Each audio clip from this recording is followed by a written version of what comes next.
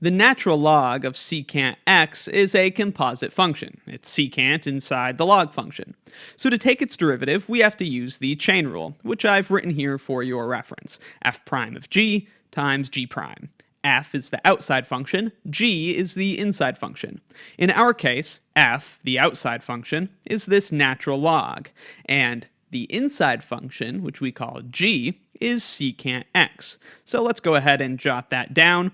Now that we know what the outside and inside functions are in this example, we can go ahead and apply the chain rule. So the derivative of the natural log of secant of x, well, that will begin with f prime of g.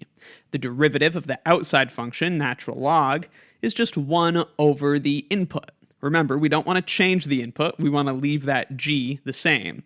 So 1 over the input, 1 over secant x.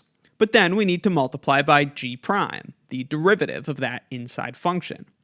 The inside function, g, is secant x, and the derivative of secant x is secant x tangent to x, so we multiply by that.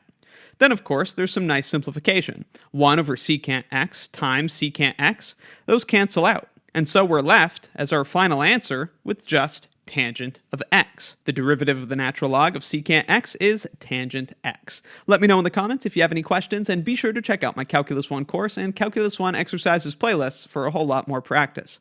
Thanks for watching.